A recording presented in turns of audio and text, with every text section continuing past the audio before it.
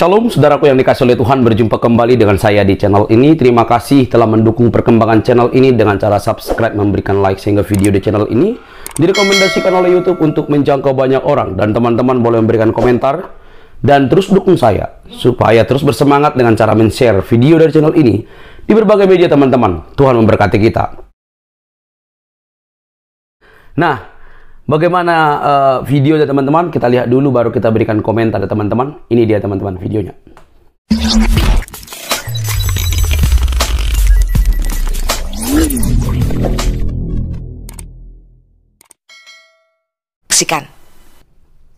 Ada hal yang menarik mengenai kesalahan sejarah di dalam Quran yang membuat kita sangat yakin bahwa Quran ini hanyalah tulisan tangan manusia. Sekarang kita baca tafsir At-Tabari volume 8 halaman 98. Jadi kalau Anda baca tafsir At-Tabari, mereka itu bingung siapa yang diserupakan dengan Nabi Isa. Ya, bahkan pada video sebelumnya kita sudah membahas Isa ini dibunuh dan disalibkan zaman Firaunnya Musa. Karena Isa ini merupakan keponakan dari Musa dan Harun. Ya, kakeknya bernama Imron dan ibunya bernama Maryam binti Imron, saudara perempuan Harun dan Musa. Nah, sekarang di dalam tafsir At-Tabari volume 8 halaman 98 dikatakan demikian teman-teman.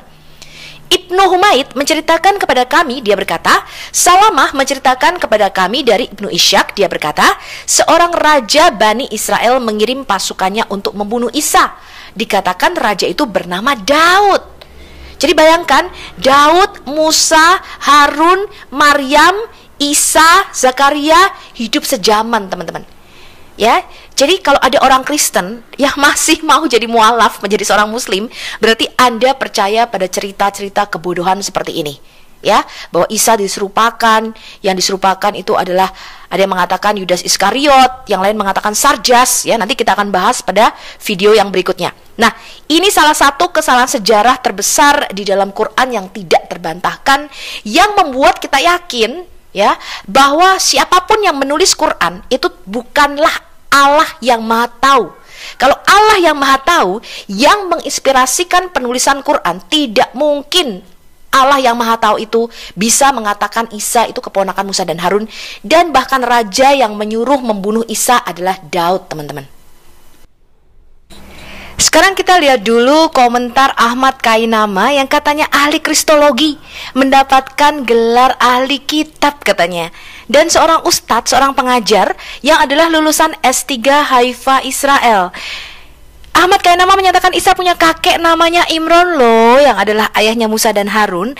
Isa tidak mati tapi diserupakan oleh Yudas Iskariot dan dibunuh pada zaman Musa oleh Raja Daud.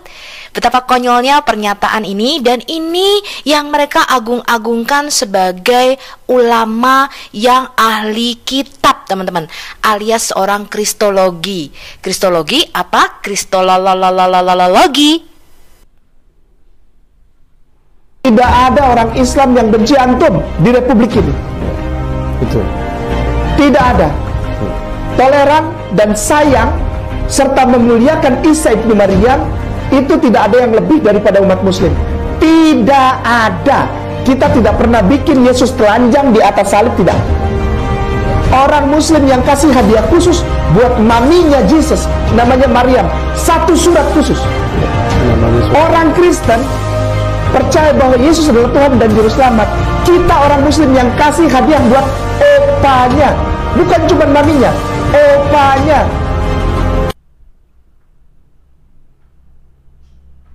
Satu surat khusus. Orang Kristen percaya bahwa Yesus adalah Tuhan dan Juru Selamat. Kita orang muslim yang kasih hadiah buat opanya, bukan cuma maminya, opanya. Amram.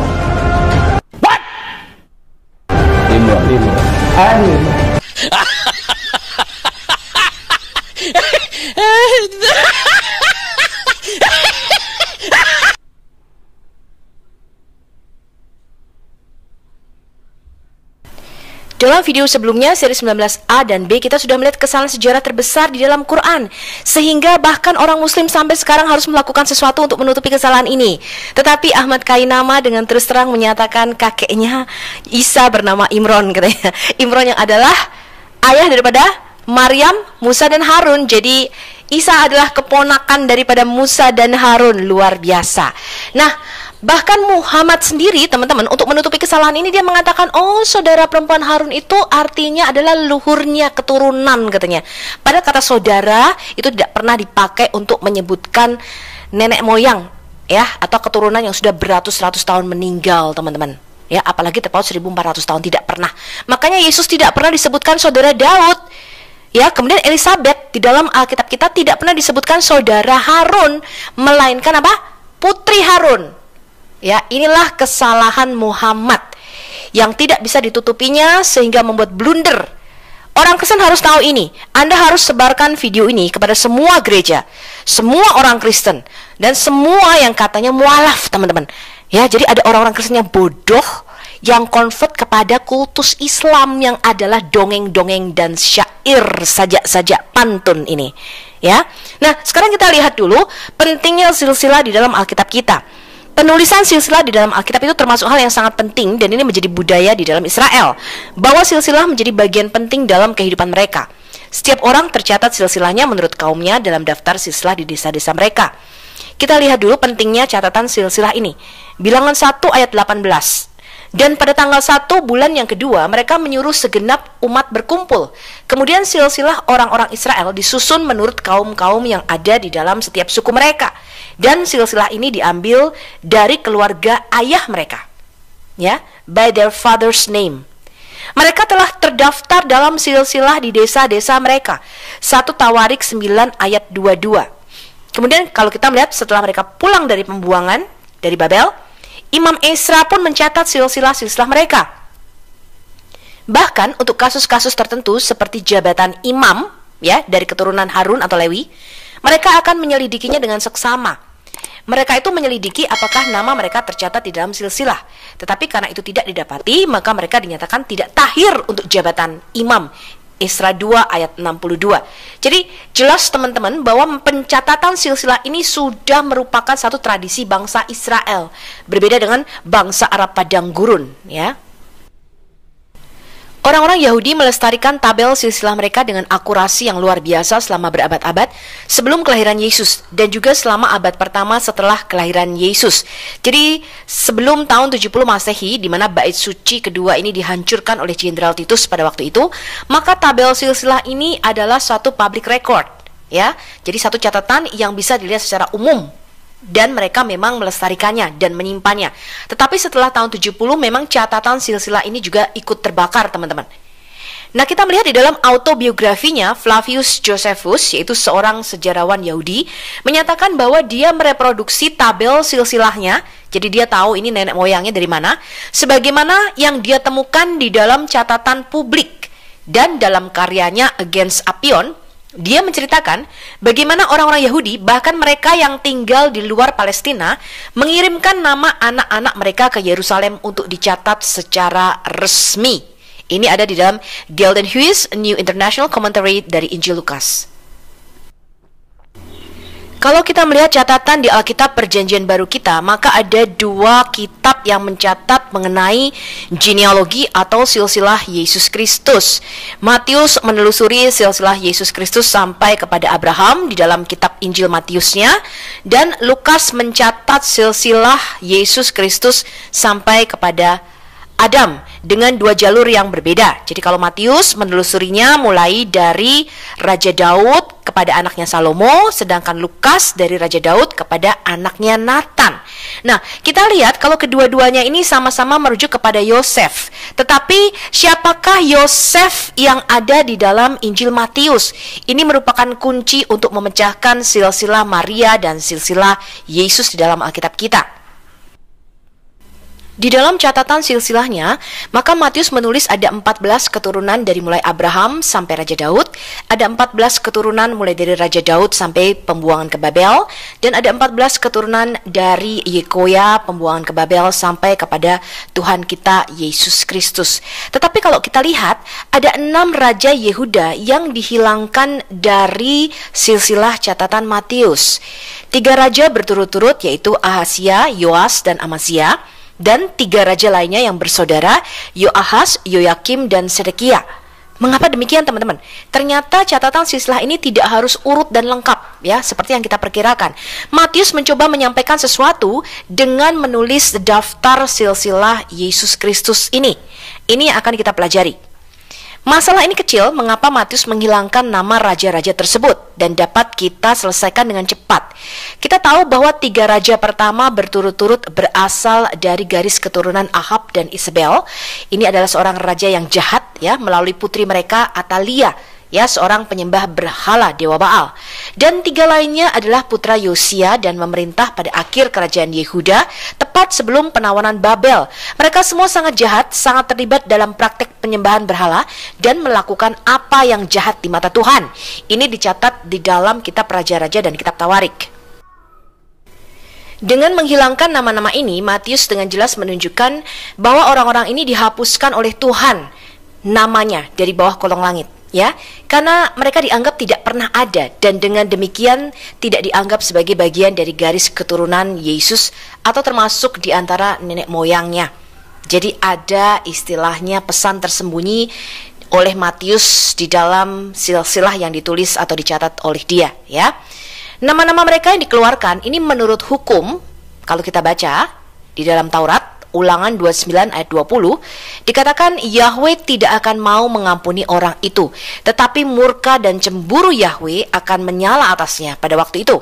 Segenap sumpah serapah yang tertulis dalam kitab ini akan menghinggapi dia, dan Yahweh akan menghapuskan namanya dari kolong langit. Jadi Tuhan, Yahweh kita akan menghapuskan nama raja-raja para penyembah berhala ini dari bawah kolong langit.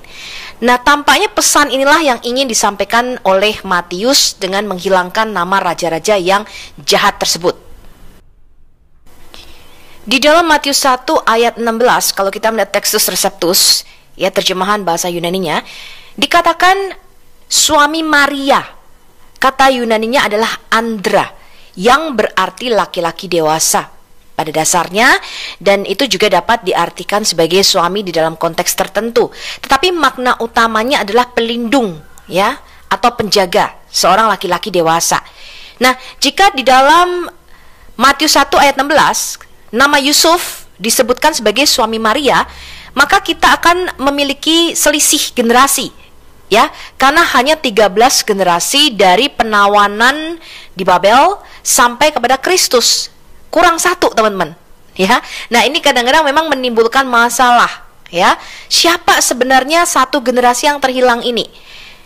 Karena kita seharusnya memiliki 14 generasi menurut Matius 1 ayat 17. Silsilah Yusuf yang dicatat oleh Matius dan yang dicatat oleh Lukas ini adalah identik dari Abraham sampai Daud, ya, tetapi setelahnya berbeda.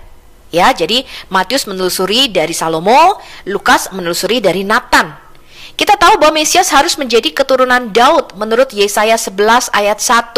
Dikatakan akan muncul tunas dari tunggul Isai. Isai ini adalah ayah Daud. Dan cabang akan tumbuh dari akarnya. Dan kedua jalur kembali ke Raja Daud. Karena Mesias itu harus dari keturunan Daud yang disebut juga anak Daud. Tetapi mereka melakukannya melalui 2 jalur keturunan yang berbeda dan tidak sejajar. Dalam catatan Matius, garis keturunan kembali ke Raja Daud melalui putranya Salomo, dan dalam catatan Lukas kembali silsilahnya kepada Raja Daud melalui putranya yang lain yaitu Nathan. Matius memiliki 27 generasi dari Daud sampai kepada Yusuf, sedangkan Lukas memiliki 42 generasi. Kedua kisah itu juga tampaknya saling bertentangan tentang siapa ayah Yusuf.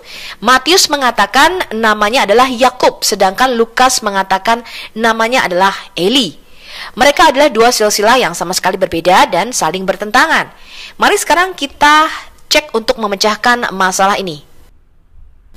Silsilah Yesus Kristus dalam Matius 1 ayat 1 sampai 17 benar-benar mengejutkan karena berlawanan dengan tradisi di Yahudi pada waktu itu yang tidak biasa menyertakan nama perempuan dalam daftar silsilah mereka. Kita bandingkan dengan Kejadian 5 ayat 1 sampai 32 dan Lukas 3 ayat 23 sampai 38. Tidak ada nama perempuan yang dimasukkan di dalam silsilah tersebut. Tetapi ada 5 nama perempuan yang disebut di dalam silsilah yang dicatat oleh Rasul Matius, yaitu Tamar, Rahab, Ruth, istri Uria, Batsheba yang diambil oleh Daud, dan Maryam atau Maria. Kok bisa dalam daftar silsilah keluarga Yahudi ada nama perempuan?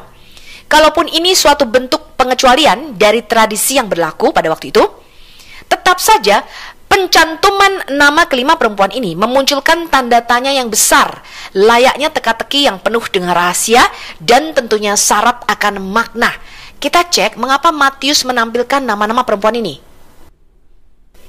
Dalam tradisi Yahudi, mereka mengajarkan puisi Yahudi di dalam Haggadah yang diajarkan kepada anak-anak mereka bahwa ibu-ibu leluhur mereka ada 4, yaitu Sarah, Ribka, Lea, dan Rahel. Dan dari pemahaman itu, Matius dalam ilham ilahi, ia menuliskan introduksi dari kitab Injil yang ditulisnya, runutan silsilah Sang Mesias, dengan menampakkan adanya 4 perempuan-perempuan asing di dalam silsilah Sang Mesias. Bilangan 1 ayat 18 dikatakan kemudian silsilah orang-orang Israel disusun menurut kaum-kaum yang ada dalam setiap suku mereka dari keluarga ayahnya. Sedang nama-nama ayah mereka yang berumur 20 tahun ke atas dicatat orang demi orang. Di dalam tradisi Yahudi yang terkenal dengan budaya patriarkinya, kaum perempuan termasuk dalam kelompok yang tidak dihitung di dalam catatan silsilah. Masuknya kelima nama perempuan di dalam daftar silsilah Yesus Kristus ini tidak biasa. Mengapa penulis Injil Matius lebih memilih untuk mencantumkan nama kelima perempuan ini dan bukannya mencantumkan nama-nama seperti Sarah, Ribka, dan Rahel yang adalah ibu-ibu leluhur bangsa Israel? Bukankah Sarah, Ribka, dan Rahel punya peran yang besar di dalam meneruskan garis keturunan Israel? Siapakah kelima wanita yang dicatat di dalam silsilah Matius ini? Nama wanita pertama yang dimasukkan oleh Matius di dalam catatan silsilahnya adalah Tamar, yang seorang janda yang ditinggal mati oleh suaminya tanpa anak. Dia adalah menantu Yehuda. Dan akhirnya perempuan ini menyamar menjadi wanita sundal atau pelacur bakti, dan dia bersundal dengan mertuanya Yehuda. Dan dia adalah seorang wanita asing, seorang Kanaan, bukan bangsa Israel. Anda bisa melihat kisahnya di dalam Kejadian 38 ayat 1 sampai 30. Yang kedua, seorang wanita yang dicatat oleh Matius adalah Rahab, yang adalah seorang perempuan yang berjasa di dalam membantu para pengintai di Yeriko. Rahab ini adalah seorang pelacur profesional, dan dia juga seorang asing, seorang Kanaan. Di dalam Yosua 2 ayat 1, Anda bisa membaca kisah Rahab ini. Nama wanita yang ketiga adalah Rut. Rut adalah seorang perempuan Moab, bangsa kafir, yang menikah dengan anak Elimelek, yaitu Kilion. Anda bisa baca kisahnya di dalam kitab Rut. Yang keempat, istri Uria orang Het, yang bernama Batsheba, yang diambil Daud akhirnya menjadi istrinya dan berzinah dengan Daud. Dia adalah seorang perempuan yang serong, korban nafsu birahi dan keserakahan Raja Daud. Anda bisa membaca kisahnya di dalam 2 Samuel 11 ayat 1 sampai dengan 27. Jadi keempat nama-nama perempuan ini adalah orang-orang asing yang kemudian masuk di dalam bangsa Israel, dicangkokkan di dalam bangsa Israel, dan menjadi leluhur yang menurunkan Yesus Kristus di dalam keturunan Yehuda, Raja-Raja Daud. Ini leluhur Daud dan leluhur Yesus Kristus. Nah, kenapa nama-nama perempuan ini yang dimasukkan, teman-teman? Kalau kita bandingkan dengan Maryam ini adalah orang yang suci, orang yang kudus, seorang wanita yang sangat suci. Tetapi dia dinyatakan akan hamil di luar nikah. Bayangkan, pada waktu itu, kalau tidak karena Yusuf yang mengambil dia menjadi istrinya, karena Yusuf mendapatkan mimpi daripada malaikat, dan malaikat mengatakan, jangan takut Yusuf mengambil Maria menjadi istrimu, karena anak yang di dalam kandungannya adalah dari Roh Kudus. Maka Maryam ini bisa terkena sanksi atau hukuman rajam, dianggap berzinah sesuai dengan tradisi Yahudi. Ini ada di dalam Ulangan 22 ayat 23 sampai dengan 27. Sekarang kita akan melihat bagaimana memecahkan perbedaan silsilah di Matius dan Lukas. Sekarang kita melihat dulu nubuatan kelahiran Mesias secara umum atau general. Nubuatan pertama tentang lahirnya seorang Goel, seorang penebus, Sang Mesias, itu ada di Kejadian 3 ayat 15. Inilah yang disebut Injil yang pertama, atau proto-euangelion, ya, atau Injil yang pertama kali disampaikan oleh Tuhan sendiri. Dikatakan di Kejadian 3 ayat 15, "Aku akan mengadakan permusuhan antara engkau dan perempuan ini, antara keturunanmu dan keturunannya. Benihnya atau keturunan dari perempuan ini akan meremukkan kepalamu dan engkau akan meremukkan tumitnya." Jadi kita tahu bahwa Mesias yang dijanjikan ini akan lahir dari seorang perempuan. Ya, dikatakan benih perempuan, bukan benih laki-laki. Padahal hanya laki-laki yang mempunyai benih, teman-teman. Tidak pernah disebutkan yang namanya sperma itu dari perempuan. Ya, ini adalah misteri daripada kelahiran Yesus dari seorang perawan. Dan kita tahu bahwa yang dinubuatkan ini adalah seorang manusia, karena harus lahir dari seorang wanita atau seorang perempuan. Kemudian melalui para nabi di dalam Alkitab Perjanjian Lama, kita mengetahui bahwa nubuatan kelahiran Mesias atau Sang Goel, Sang Penebus yang ditunggu-tunggu ini, di Kejadian 3 ayat 15, itu disampaikan secara progresif nubuatannya. Ya, jadi Tuhan menyampaikan nubuatannya secara bertahap. Dari Alkitab kita tahu bahwa Mesias harus lahir dari keturunan Abraham. Ya, Abraham yang dipilih oleh Tuhan. Ya, bahwa salah satu dari keturunannya akan menjadi berkat untuk seluruh dunia. Kemudian Abraham ini anaknya juga banyak, teman-teman. Tetapi Tuhan mengatakan kepada Ishaklah aku akan mengikat perjanjianku. Jadi kita tahu bahwa anak perjanjian, Sang Goel, Sang Mesias itu harus lahir dari Ishak. Spesifik, ya, nggak boleh dari anak-anak yang lain, apalagi dari Ismail. Kemudian Ishak ini anaknya kembar, Esau dan Yakub. Dan Tuhan mengatakan bahwa Sang Goel atau Mesias ini akan lahir dari keturunan Yakub. Ya, dia menjanjikan kepada Yakub bahwa Mesias ini akan lahir dari Yakub. Ya, lebih spesifik lagi, dari semua anak-anak Yakub, maka Mesias ini dinubuatkan akan muncul dari suku Yehuda. Ya, makanya dikatakan tongkat kerajaan tidak akan beranjak dari Yehuda sampai Siloh atau Mesias itu yang dijanjikan itu datang. Lebih spesifik lagi, teman-teman, dari semua suku-suku Yehuda ada banyak, ya, ada banyak keluarga-keluarga yang berasal dari suku Yehuda. Dikatakan keluarga Isai, yaitu Daud. Makanya Mesias disebutkan anak Daud. Itu sudah secara spesifik disebutkan, sehingga mereka menanti-nantikan Mesias yang adalah anak Daud ini. Nah, kita melihat nubuatan Mesias spesifik dari benih Salomo. Apabila umurmu sudah genap dan engkau telah mendapat perhentian bersama-sama dengan nenek moyangmu, maka aku akan membangkitkan keturunanmu yang kemudian anak kandungmu, dan aku akan mengokohkan kerajaannya. Dialah yang akan mendirikan rumah bagi namaku, dan aku akan mengokohkan tahta kerajaannya untuk selama-lamanya. Ya, Salomo inilah yang membangun, bukan Nathan, teman-teman. Ya, dikatakan aku akan menjadi bapaknya dan dia akan menjadi anakku. Apabila dia melakukan kesalahan, maka aku akan menghukum dia dengan rotan yang dipakai orang dan dengan pukulan yang diberikan anak-anak manusia. Tetapi kasih setiaku tidak akan hilang daripadanya, seperti yang kuhilangkan daripada Saul yang telah kujauhkan dari hadapanmu. Keluarga dan kerajaanmu akan kokoh untuk selama-lamanya di hadapanku. Tahtamu akan kokoh untuk selama-lamanya. Tepat seperti perkataan ini dan tepat seperti penglihatan ini, Nathan berbicara kepada Daud. Sekarang kita melihat Yusuf adalah keturunan Daud. Ya, jadi tidak boleh dari Lewi, teman-teman. Ya, harus dari Daud. Mesias tidak pernah dinubuatkan dari suku Lewi.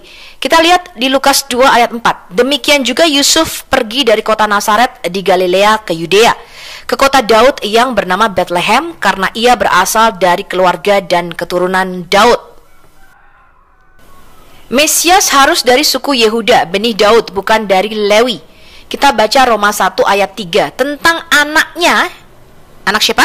Anak Allah Bapa, ya, yang menurut daging secara manusia itu diperanakkan dari keturunan Daud, ya, bukan Lewi. Ya, makanya Quran ini salah sejarah, ya. Kemudian di dalam Ibrani 7 ayat 14, sebab telah diketahui semua orang bahwa Tuhan kita berasal dari suku Yehuda. Dari mana? Suku Yehuda, bukan suku Lewi, apalagi percampuran antara suku Lewi dan suku Yehuda. Dan mengenai suku itu, Musa tidak pernah mengatakan suatu apapun tentang imam-imam. Solusi dari silsilah di Injil Matius ini hanya dapat ditemukan jika kita melakukan beberapa studi penelitian, melihat semua terjemahan yang tersedia dan melihat beberapa teks asli manuskrip Injil Matius. Kita menemukan bukti arkeologi untuk kesalahan tanda petik ya, 14 generasi di dalam silsilah Matius, mulai dari pembuangan ke Babel sampai kepada Yesus Kristus. Kalau kita katakan bahwa Yusuf adalah suami Maria, maka hanya ada 13 generasi di situ. Bagaimana memecahkannya? Dengan cara melihat manuskrip aslinya. Ya. Dan ketika kita menemukan bukti arkeologi ini, maka menjadi masuk akal dan sebagaimana mestinya bahwa firman Tuhan itu sempurna.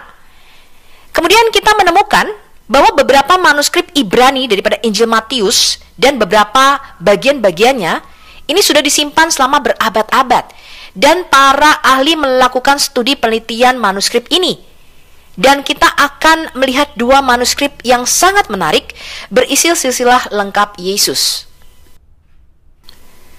Menurut Papias dari Hierapolis tahun 70 sampai 130 Masehi, Injil Matius ini ditulis di dalam bahasa Ibrani atau dialek Ibrani. Ya, dan beberapa orang Kristen menerjemahkannya ke dalam bahasa Yunani yang merupakan lingua franca pada masa itu atau bahasa internasional pada masa itu, dan mungkin juga bahasa lainnya.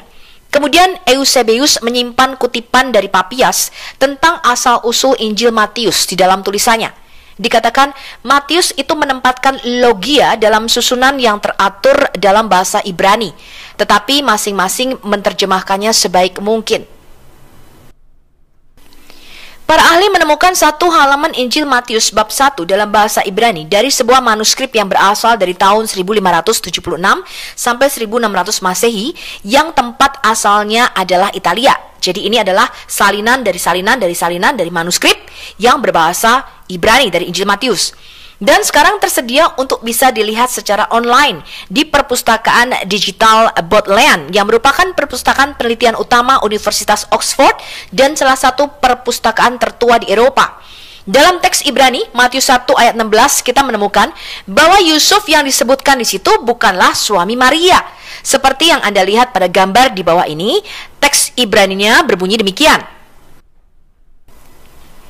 Ini adalah manuskrip yang dapat Anda lihat dan dapat Anda cek sendiri, teman-teman. Dikatakan Yosef Abi Miriam. Jadi Yusuf yang disebutkan di situ adalah ayah daripada Miriam. Para ahli juga menemukan saksi kedua dari Injil Matius bab 1 dalam bahasa Ibrani dari sebuah manuskrip Ibrani yang berasal dari abad ke-15-16 yang tempat asalnya juga di Italia. Seperti yang Anda lihat pada gambar di bawah ini, teks Ibrani seperti yang sebelumnya berbunyi Yosef Abi Miriam atau Yusuf ayah daripada Maria. Ya, ini adalah manuskripnya. Anda juga bisa lihat Yusuf Abi Miriam. Jadi Yusuf itu adalah ayah daripada Miriam. Jadi Maryam itu juga punya seorang ayah yang bernama Yusuf. Jadi pada waktu itu memang nama Yusuf ini nama yang pasaran lah. Jadi banyak orang bernama Yusuf ya. Bahkan Yesus juga punya saudara yang bernama Yosef ya. Jadi ini nama-nama yang umum pada waktu itu, teman-teman.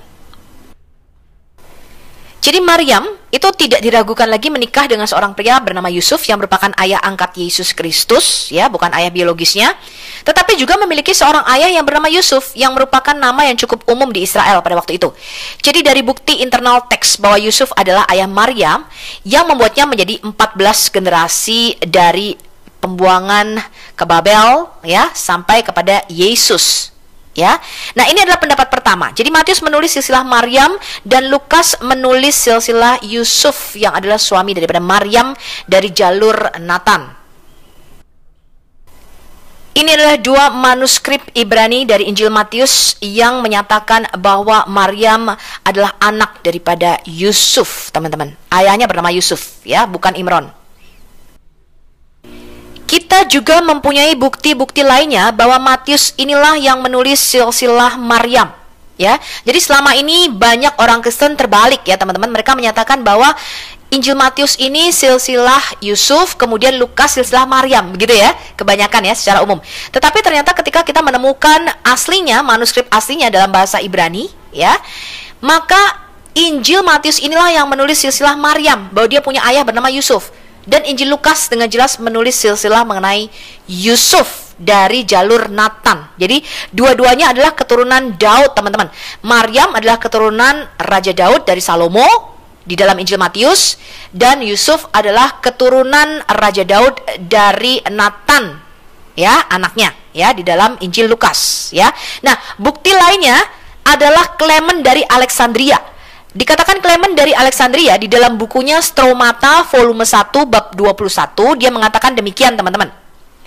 And in the gospel according to Matthew, the genealogy which begins with Abraham is continued down to Mary, the mother of the Lord.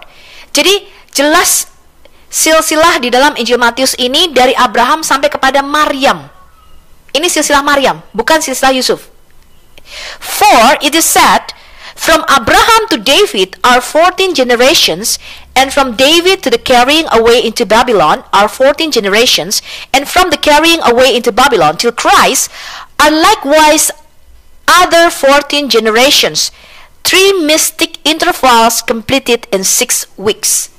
Ya, jadi di sini Clement dari Alexandria dengan jelas mengatakan Matius itu menulis silsilah Maryam, bukan Yusuf. Dikatakan di dalam Injil menurut Matius, silsilah ini dimulai dari Abraham sampai kepada Maria, ibu Tuhan kita Yesus Kristus. Karena dikatakan dari Abraham sampai Daud ada 14 generasi, dari Daud sampai pembuangan ke Babel ada 14 generasi, dan dari pembuangan ke Babel sampai Kristus ada 14 generasi juga. Dikatakan ini adalah 3 interval mistik yang diselesaikan di dalam 6 minggu. Jelas ya, catatan Bapak Gereja menunjukkan bahwa Matius adalah silsilah Maryam. Dia punya ayah namanya Yusuf. Nah, sekarang kalau kita compare dari manuskrip Aramaik dan manuskrip Yunaninya, seperti yang teman-teman lihat di situ, ya, tidak pernah disebutkan Yusuf itu adalah suami Maria. Kita lihat ya. Di dalam Aramaik Pesita, kata Gevra, ini juga ditujukan selain untuk suami, ya, bisa juga suami, tetapi juga sebagai seorang laki-laki pelindung Maryam, ya. Jadi bisa juga diartikan sebagai ayah daripada Maryam dan merujuk kepada Injil yang berbahasa Ibrani, ya, manuskrip tadi sebagai testimoni atau kesaksian. Maka Yusuf di sini adalah pelindung atau ayah daripada Miriam. Jadi lebih tepat diartikan abi atau ayah daripada Miriam. Sekarang kita akan meneliti pandangan yang kedua mengenai silsilah Maryam yang katanya ayahnya bernama Eli dari Injil Lukas. Benarkah demikian? Kita baca dulu Lukas 3 ayat 23 sampai 24. Ketika Yesus memulai pekerjaannya, ia berumur kira-kira 30 tahun dan menurut anggapan orang, dia adalah anak Yusuf, anak Eli, anak Matat, anak Lewi, anak Malki, anak Yanai, anak Yusuf. Dan dikatakan ini adalah anaknya Eli, menantu laki-lakinya. Jadi Eli ini adalah ayah Maria katanya di dalam Injil Lukas. Tetapi Lukas tidak mengatakan demikian ya. Tetapi ini adalah pandangan kedua, ya. Nah, dapat dari mana cerita-cerita mengenai Eli adalah ayah daripada Maria? Ternyata didapat dari tradisi dan dari kitab-kitab apokrifa, ya, dari kitab-kitab Injil-Injil palsu yang tidak diterima oleh gereja. Jadi kita tahu bahwa Eli ayah Maria itu hanya dari tradisi, teman-teman, dan dari kitab-kitab apokrifa, yaitu kitab-kitab Injil-Injil palsu yang ditolak oleh gereja. Sumbernya tidak dapat dipercaya, ya. Yang kedua, mereka menghubungkan dengan Talmud Yahudi. Ya, katanya nama Eli sebagai ayah Miriam itu dicatat di dalam Talmud Yahudi yang sama dengan Injil Lukas. Benarkah demikian? Kita lihat ya. Ini adalah a commentary on the New Testament from Talmud and Hebraica, Matthew, ya. Penulisnya adalah John Lightfoot.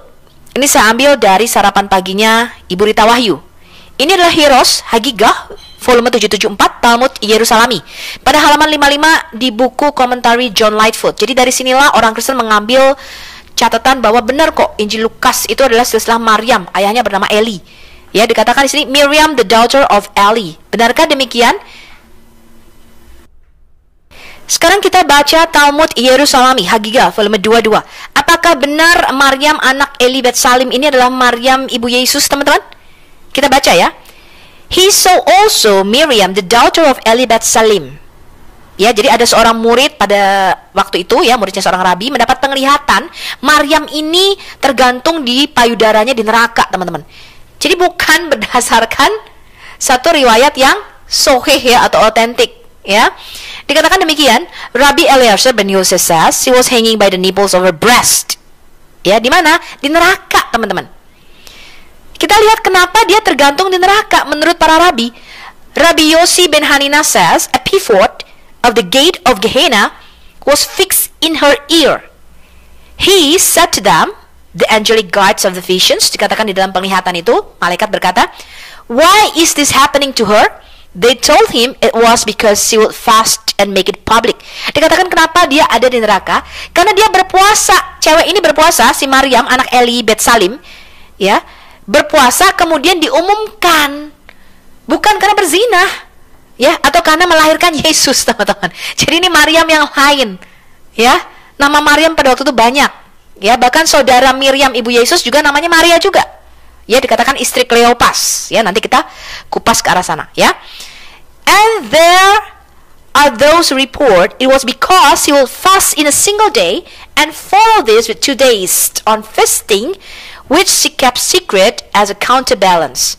He said to them, until when shall she suffer so? They said to him, until Simon ben Seta will come, and we will remove it from her ear and fix it in his ear. Jadi dikatakan sampai kapan Miriam Bet Salim ini, Eli Bet Salim ini di neraka katanya, kupingnya ditusuk ya, di Gehenna katanya, with a pivot ya.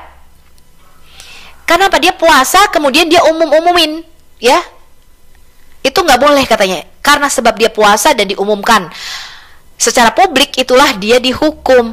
Sampai kapan dia dihukum? Dikatakan sampai Simon ben Seta. Nah, Anda lihat Rabbi Simon ben Seta ini ada sebelum zaman Yesus, teman-teman. Jadi nggak mungkin ini Maryam yang disebutkan di sini adalah Maryam ibunya Yesus, ya.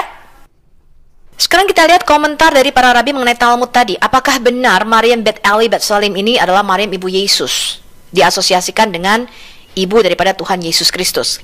Kita lihat komentar Rabbi Yehuda Amital. Di dalam Yerusalem, di dalam traktat Hagiga, diceritakan tentang seorang yang mimpi. Dia melihat penghakiman setelah kematian kepada orang yang dikutuk. Dan antara lain, dia bercerita tentang seorang wanita bernama Miriam Bet Eli Bet Salim. Kemudian Rabbi Eliezer bar Yose mengatakan bahwa dia melihat Miriam, putri bawang, putri Eli Bet Salim ini, menggantung puting payudaranya di neraka. Kemudian Rabbi Yose ben Hanina berkata, peniti pivot gerbang Gehenna diikatkan ke telinganya. Dan mengapa? Orang Yerusalem menjelaskan bahwa itu adalah hukuman bagi kebiasaan untuk berpuasa dan mempublikasikannya di depan umum.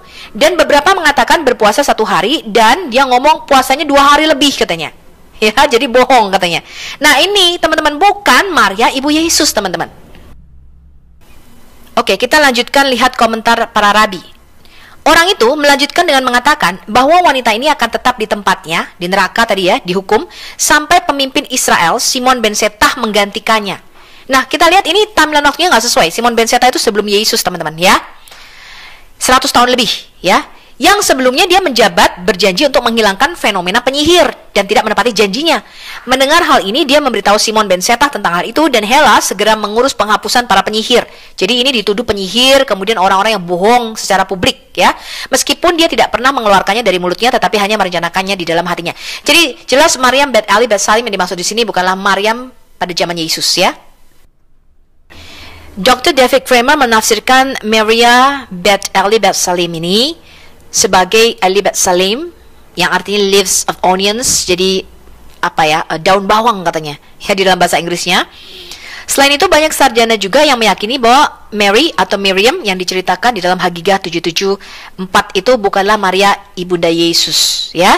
Jadi Miriam Bet Eli yang dibicarakan di sini bukanlah Maryam ibu Yesus Kristus, hidup pada zaman Rabbi Simon ben Seta, ya. Simon ben Seta atau Simon ben Setah, ya, itu sekitar tahun 140 sampai 60 sebelum Masehi, yang adalah seorang ahli Farisi dan nasi dari Sanhedrin pada masa pemerintahan Alexander Yainus dan penerusnya Ratu Salome Alexandra yang merupakan saudara perempuan Simeon.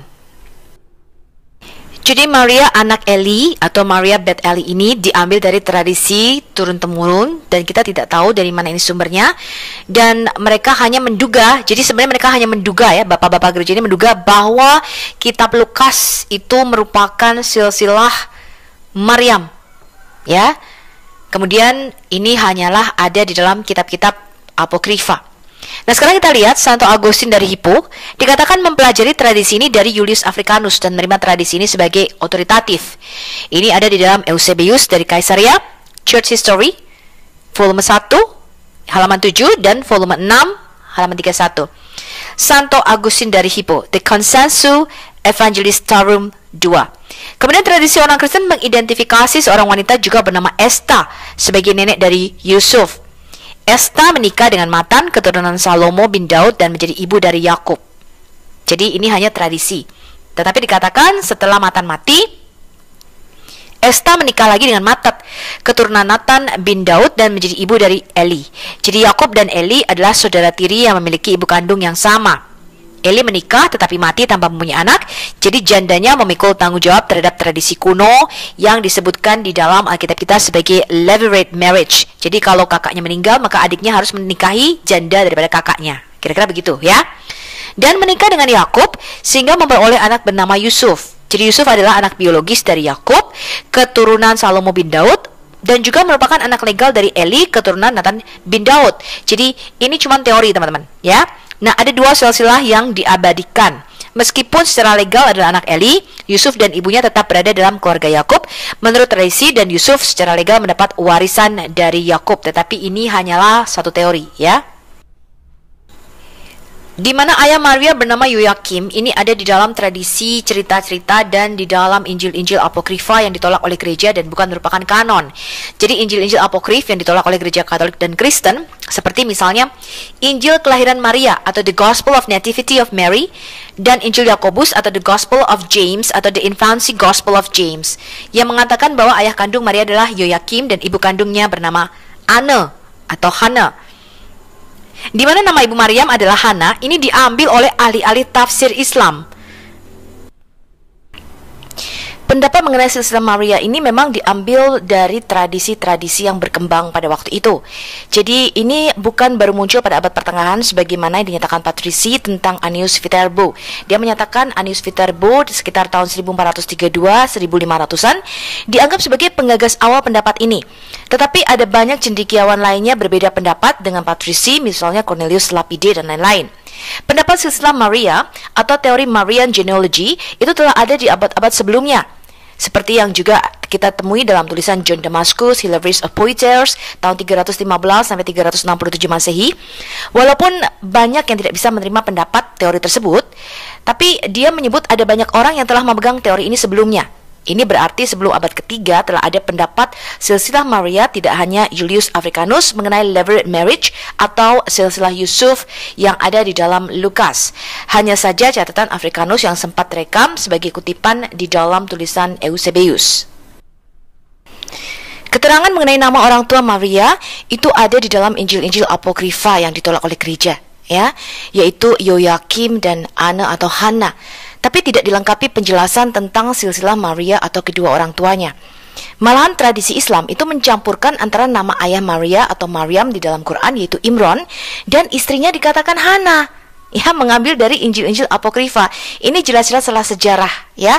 Karena Amran yang adalah ayahnya Musa dan Harun dan ayahnya Miriam di dalam Alkitab kita itu istrinya bernama Yokebed. Itu hidup 1400 tahun sebelum Hana.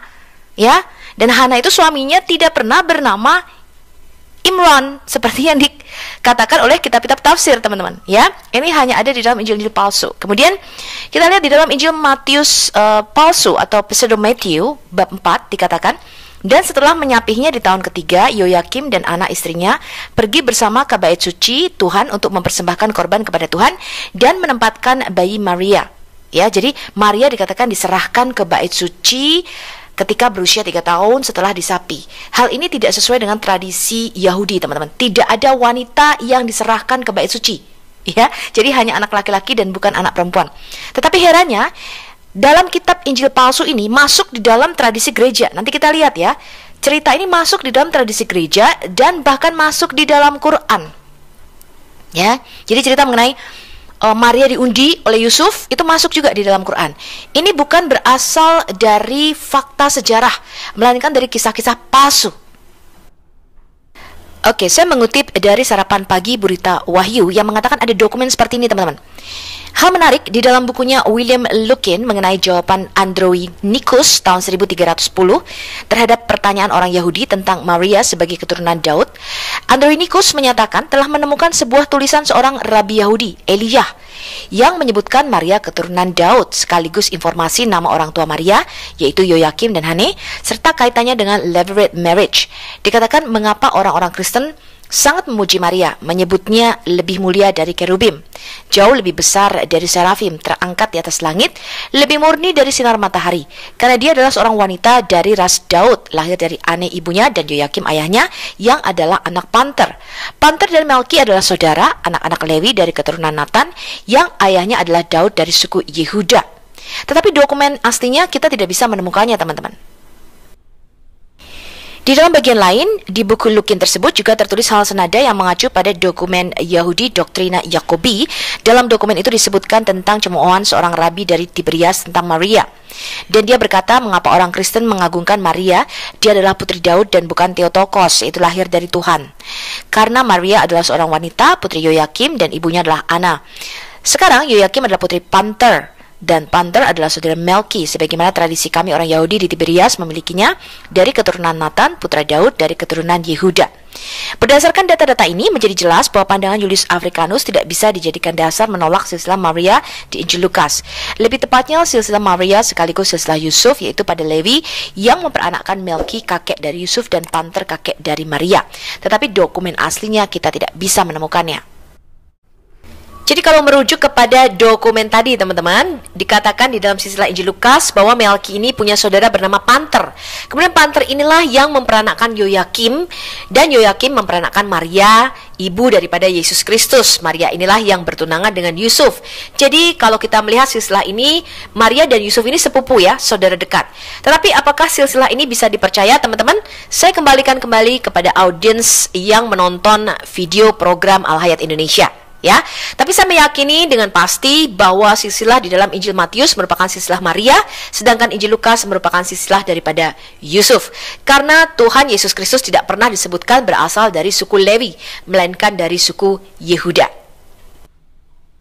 Sekarang kita coba melihat apa kata Bapak Gereja yang hidup dekat dengan masa Yesus dan juga menyaksikan hal ini. Kita ambil contoh misalnya Ignatius dari Antioquia tahun 110 Masehi di dalam suratnya kepada jemaat di Efesus pasal yang ke-18. Epistle of Ignatius to the Ephesians chapter 18, The Glory of the Cross. Dia mengatakan sebab anak Allah yang telah dilahirkan sebelum waktu ada dan yang mengadakan segala sesuatu menurut kehendak Bapa, dia dikandung dalam rahim Maria menurut penetapan Allah dari keturunan Daud dan oleh Roh Kudus. Bahkan ditulis di dalam Injil-Injil Apokrifa yang dijadikan acuan Muslim untuk penyebutan nama orang tua Maria, Yoyakim dan Hana, juga menyebutkan bahwa Maria ini keturunan Daud. Dikatakan di dalam The Gospel of the Nativity of Mary, pasal yang pertama, perawan Maria yang terberkati dan mulia muncul dari keturunan kerajaan dan keluarga Daud. Begitu juga di dalam Proto Evangelium Yakobi. Dan imam itu berkata, panggil aku gadis-gadis perawan dari suku Daud. Dan para petugas pergi dan mencari dan menemukan 7 perawan. Dan para imam mengingat-ingat anak Maria bahwa dia dari suku Daud dan tidak tercemar di hadapan Allah. Bahkan yang menarik, para ahli tafsir Islam klasik seperti Al-Tabari dan Ibnu Katsir menyatakan bahwa Maria keturunan Daud. Berbeda dengan banyak apologet muslim masa kini yang menolaknya, termasuk Ahmad Dedat, yang mempopulerkan pandangan bahwa Yesus bukan dari keturunan Daud. Al-Tabari menuliskan daftar silsilah Maria melalui Imran sampai kepada Salomo. Dikatakan menurut Ibnu Humaid, Salamah, Ibnu Ishak, sejauh yang saya bisa pelajari dari garis keturunannya, Maryam adalah putri Imran bin Yosia bin Amon bin Manasseh bin Hizkia bin Asia bin Yotam bin Azaria bin Amazia bin Yoas bin Ahasia bin Yoram bin Yosafat bin Asa bin Abijah bin Rehoboam bin Salomo. Ini ada di dalam sejarah Al-Tabari volume 4, Kerajaan Kuno. Demikian juga dengan Ibnu Katsir menuliskan tafsirnya mengenai surah 19 ayat 16. Dia adalah Maryam binti Imran dari garis keturunan keluarga Daud. Jadi jelas kita melihat bahwa kesalahan sejarah yang tidak terbantahkan dan sangat mencolok di dalam Quran ini membuat para ahli tafsir mau melakukan sesuatu. Sama seperti Muhammad ketika ditanya oleh Ka'b al-Ahbar dan orang-orang Kristen Najran, kok kamu bisa menyebutkan Maryam ini saudara perempuan Harun, anaknya Imran lagi, ya kan? Padahal antara Isa al-Masih, supposedly mereka menyamakan ini dengan Yesus Kristus, itu berjarak ribuan tahun dari Musa dan Harun. Jadi mereka tahu penyebutan saudara perempuan Harun ini adalah salah kaprah. Dan Muhammad berusaha menutupinya. Karena pada waktu itu Maryam saudara perempuan Harun dan anak Imran ini sudah dilafalkan bertahun-tahun. Sehingga untuk menggantinya tidaklah mungkin untuk menarik kembali ayat-ayat ini. Karena Muhammad mengatakan ini dia dapat dari Allah, dari Jibril. Ya. Sehingga sesuatu harus dilakukan.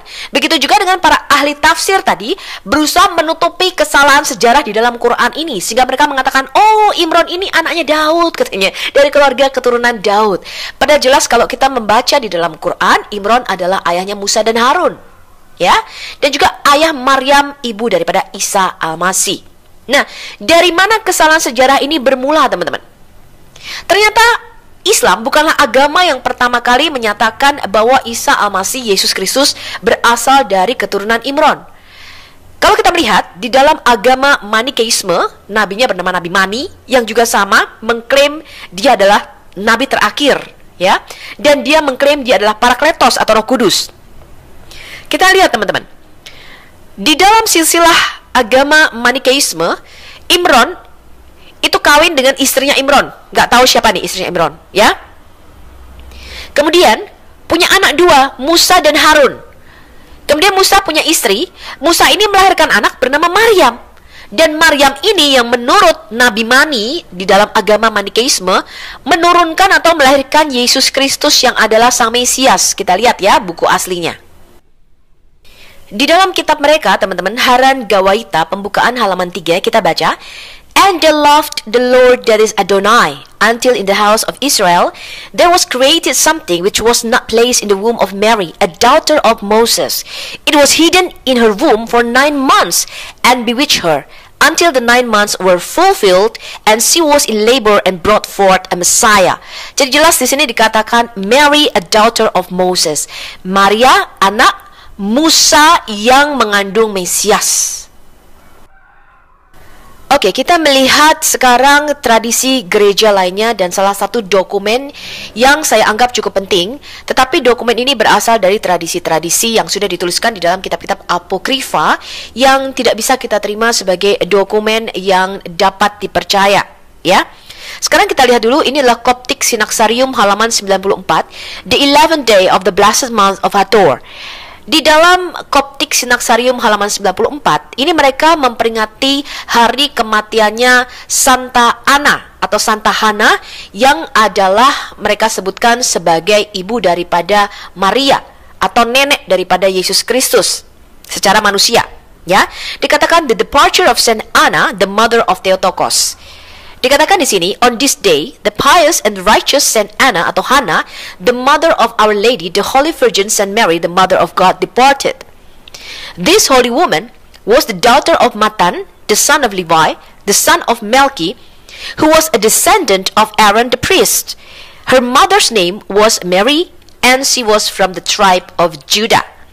Matan had 3 daughters. The first was called Mary after her mother, and she was the mother of Salome, the midwife. The second was Sophia, the mother of Elizabeth, the mother of Saint John the Baptist. The third was Saint Anna, or Saint Hannah, the wife of the righteous man Joachim, who was of the tribe of Judah. She was the mother of Our Lady, the Holy Virgin Saint Mary, the mother of the Savior of the world. That makes Our Lady, the Virgin Saint Mary, Salome, and Elizabeth cousins. Oke, sekarang kita lihat ya, bagaimana sejarah atau silsilah Maria menurut Coptic Synaxarium. Jadi menurut tradisi gereja yang dicatat di dalam Coptic Synaxarium, Maryam ini merupakan keturunan campuran dari imam besar Harun suku Lewi dan dari keturunan Raja Daud suku Yehuda. Dikatakan Matan adalah keturunan imam besar Harun dari suku Lewi. Dia menikah dengan seorang wanita dari suku Yehuda bernama Maryam. Kemudian dari pernikahan campuran ini, mereka melahirkan 3 orang anak perempuan. Yang paling besar bernama Maryam, seperti nama ibunya, sama ya dengan nama ibunya, dan melahirkan seorang anak perempuan bernama Salome. Kemudian anaknya yang kedua bernama Sofia, dan dia melahirkan seorang anak perempuan bernama Elisabeth. Kemudian Elisabeth menikah dengan imam besar Zakaria dan melahirkan Yohanes Pembaptis. Putrinya yang ketiga bernama Hannah, yang menikah dengan Yoyakim dan melahirkan seorang anak perempuan bernama Maryam, yang akhirnya bertunangan dengan Yusuf, dan Maryam inilah yang mengandung Yesus Kristus dari Roh Kudus. Yoyakim ini berasal dari suku Yehuda dan juga menikahi Yusuf, ya, Maryam menikah dengan Yusuf yang adalah suku Yehuda. Nah, jadi ini menurut silsilah yang dicatat oleh Koptik Synaxarium. Apakah silsilah ini benar, teman-teman? Kita cocokkan dengan silsilah di dalam Matius dan Lukas. Kalau kita kembali mengacu kepada internal teks dari Injil Matius dan Injil Lukas, teman-teman, Matan ini memperanakkan Yakub, ya. Jadi tidak sesuai kalau dikatakan Matan ini memperanakkan 3 orang anak perempuan, ya. Kemudian di dalam Injil Lukas yang ditulis oleh Rasul Lukas dikatakan Matan ini disamakan dengan Matat, ya. Tadi dikatakan Matan ini adalah Matat, anak Lewi, anak Melki, dari keturunan imam besar Harun. Nah, kalau kita merujuk kepada Injil Lukas, Lukas sama sekali tidak mencatat bahwa Melki, Levi, dan Matan atau Matat ini merupakan keturunan dari imam besar Harun. Ya, nah, kalau kita hanya merujuk kepada internal tekstual Alkitab kita, maka silsilah di dalam Matius ini merujuk kepada silsilah Maria. Memang dia punya seorang ayah juga yang bernama Yusuf. Dan silsilah di Injil Lukas ini merupakan silsilah daripada Yusuf, teman-teman. Ya, kalau itu hanya bicara teks per teks, ya, atau kita bicara manuskripnya saja. Ya, nah, tetapi ini tidak merubah apapun, dan kita percaya bahwa Yesus itu berasal dari suku Yehuda, bukan dari suku Lewi, teman-teman. Bahwa mungkin ada tantenya atau saudaranya Maria yang kemudian menikah dengan keturunan Lewi dan memperanakkan Elisabeth, ya, kemudian Elisabeth ini menikah dengan imam besar Zakaria, itu tidak diragukan lagi, ya, karena dia mempunyai sanak saudara dan Elisabeth ini saudara dekatnya, ya. Tetapi bahwa Maria sendiri itu berasal dari suku Yehuda dan bukan berasal dari suku Lewi. Oke, saya rasa itu adalah kesimpulan kita pada seri pembelajaran kali ini. Sampai jumpa pada seri pembelajaran berikutnya. Kita akan membahas mengenai siapa yang membangun Ka'bah dan kota Mekah. Oke teman-teman yang dikasih oleh Tuhan, kita sudah menyimak apa yang disampaikan. Sampai di sini video saya, teman-teman. Share sebanyak mungkin supaya kiranya video ini sampai kepada si gurunda, si bayi kata si bayi kata imak-imak berdasar ini. Subscribe, like, komen, dan share sebanyak mungkin. Bye-bye, Tuhan memberkati kita.